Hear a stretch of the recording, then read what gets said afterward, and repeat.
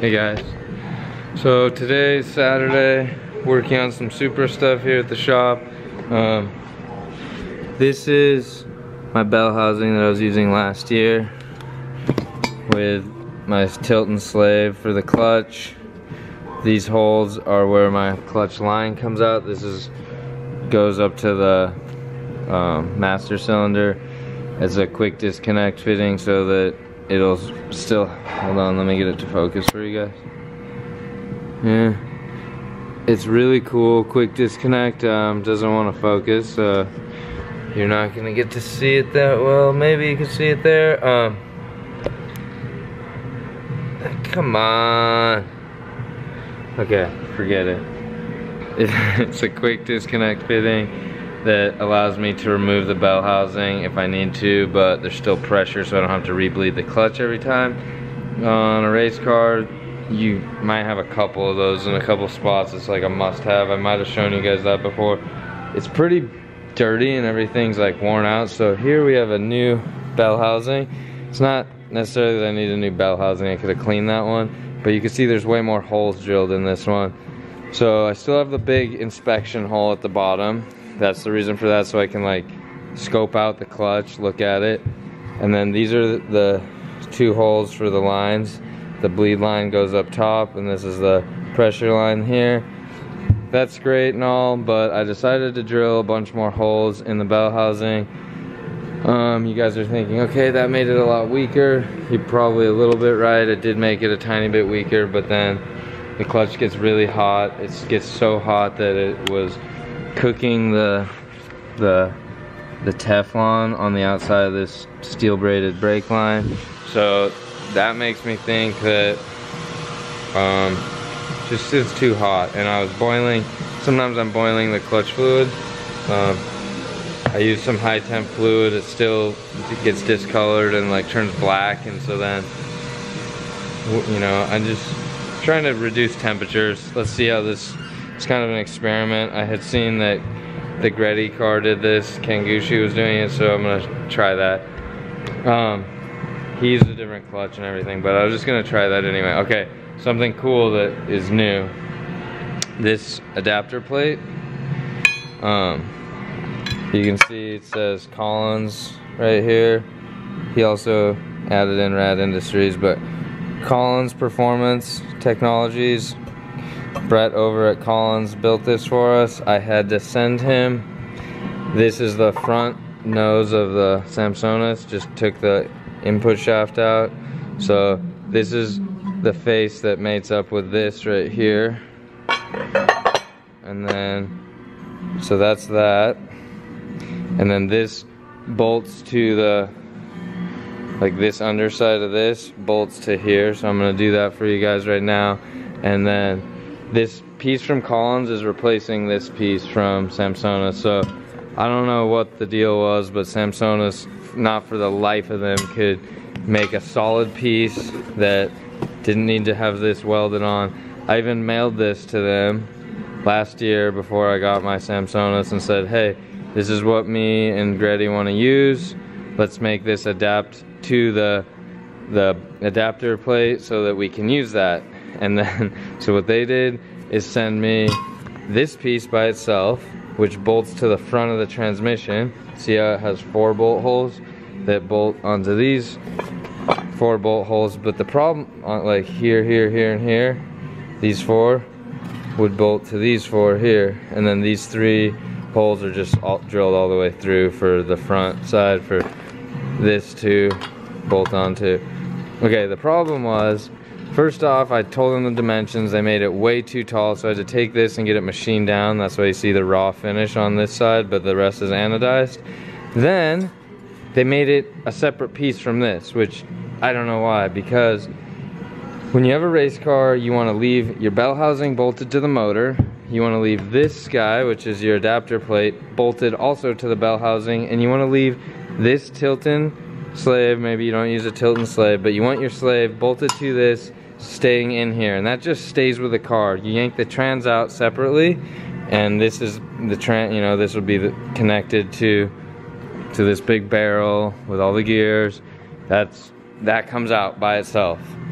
and this stays put. But when you have, this is two pieces, this little guy, and this was two separate pieces, and it didn't have this rigged up thing I welded on there last year, which made it one piece. But let's say it was just how they sent it, it was just like that, it doesn't work, and then you gotta undo all your lines, make a huge mess. This is all, even I have a quick disconnect, it doesn't fully work, and like yank the lines out without scraping them against, and it just didn't work. It wasn't gonna work. Oh, it also didn't have this big hole window there.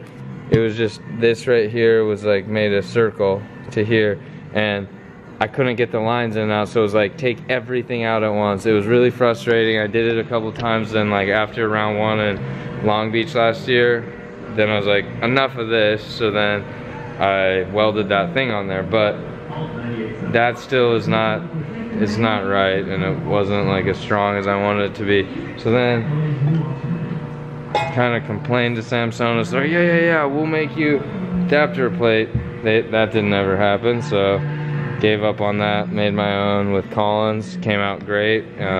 He spaced it right from the first time. It's right here is gonna be the exact right amount of spacing. If you had a smaller clutch, like a twin disc instead of a triple disc, you need to get your bearing closer.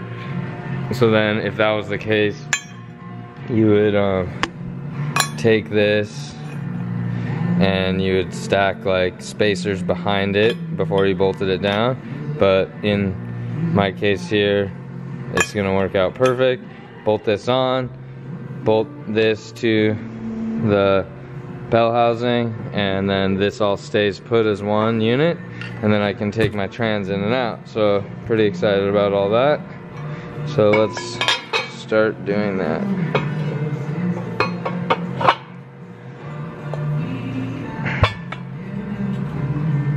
So here we are. So if you guys watching happen to have Samson's transmission that you're running a J3 bell housing, which is the turbo auto bell housing, but still gives you plenty of room for a twin or triple disc or even a quad disc clutch, then you will probably want one of these adapters. So if that's the case, then you just need to reach out to Collins and let them know what you have, and they will be able to send you one of these. It's really cool. I'm really glad that they did this. Where's the 17mm? It's gonna make this year the clutch feel, I could actually feel it flex a little bit last season with this, because I should have used a thicker piece of aluminum to weld to it. I wasn't, you know, I didn't know yet. This is the first time I welded up some, in my opinion, ghetto setup like that. It worked, but it could have worked better. So this year it's gonna, clutch feel is gonna be a lot more solid when I press in on the clutch instead of having a little bit of movement, and then that'll be good. And then still gonna have the same ease of taking the trans in and out, and leave this whole setup like this in the car. It'll be just like that, and then kind of good to go. This bolts like this, it bolts down like this. 4 bolts gonna go in here, and technically, didn't think of this, this will still work with a GSR transmission, because a GSR has the same 4-bolt pattern like that. So the GSR, the only thing it does not need is this recessed area here, but that would just kind of be an open pocket behind the GSR trans. That's that. So now I'm gonna rebuild the trans tomorrow, put it back together, and then hopefully get the trans and the bell housing ready to go to put in the car next week. Getting kind of down to the wire on everything, so it'll be good to get it moving again. So that's kind of how it works. Just thought I would share this with you guys. And then if you guys are in the market for any of this complicated stuff, hit up Brett at Collins. So this is how we got it fit right here. Perfect. And then the lines will come out of there, like this guy. But I'm gonna replace those lines, they're pretty dirty. And I'm gonna use this brand new slave, this one, but I'm gonna I'll rebuild the other slave cylinder so it can be a backup for this season in the car. Alright, well, that's the update for the Supra. Let's go walk over there. I think there's a little bit more that we've done since last time. Okay, so had made a couple hoses with you guys that one night, and then Joe and I had worked on the stuff back here. We got the powder coated cell in place because I had told Fuel Safe I really wanted the powder coated one. So now we have black powder coated one, just same thing but just different outer skin. I made this fill neck. It's a new one because the cell's in a little bit of a different place. So this goes down in here like this. The reason it has to pass by over here is because this is my ducting. This goes on top of here. The reason I use silicone hose is so that there's a little bit of flex, because sometimes you hit the wall and bump stuff. So take a quick look at this stuff here, you guys. This is the rear ducting. This piece is what goes in covers kind of the fuel cell. I'm not gonna carry that one over here. I'm gonna show you this piece. I didn't make the sides because they weren't that bent from the wreck last year. Made this piece, Joe and me made these a couple nights ago. So this is the top of the ducting, and then I have that hole in the middle of my bumper. That's where the hot air comes out right here. That other piece I left in the front of the car kind of rides up inside of here and just kind of steps up, covers up this fuel filler line, and then goes and keeps the hot air off of just spraying directly onto the Fuel Safe and radium setup in there. I'm sure you guys are wondering why I'm gonna use a hose like this that's meant for, it's HPS silicone 4-ply hose. Okay, so for 3 years, this will be 4th year, I've been replacing each silicone hose each year.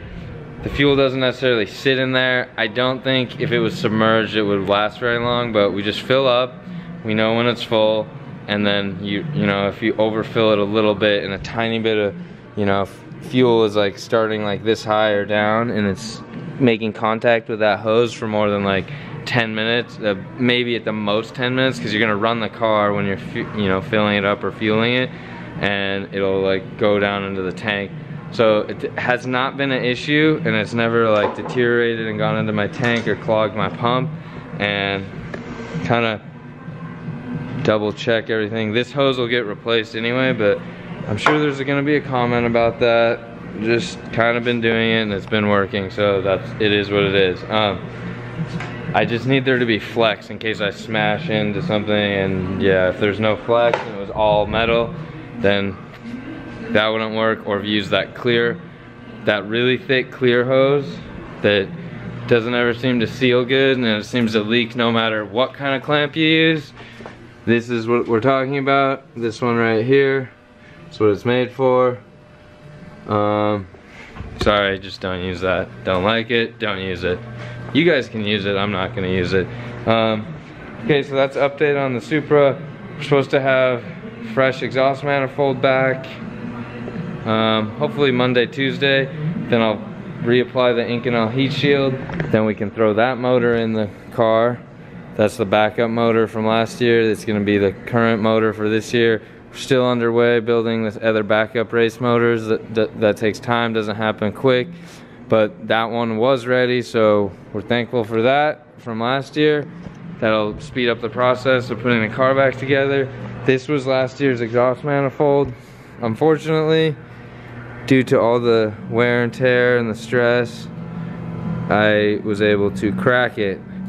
But, so you could probably repair that. I'm just not gonna take the chance, because to me, it's not worth just that's just not worth it, because if it cracks again in or around the same area, that could ruin my whole race weekend. Not gonna let that happen. So just getting a new one, and maybe I'll send that back to get repaired, and then that could be on like not the competition car, it could be on a car that it's like a fun having car, and if it breaks, it cracks, it doesn't, you know, cost you the whole race weekend or make your car underperform. Okay, so that's that. And then I still need to replace 3 more lines in here.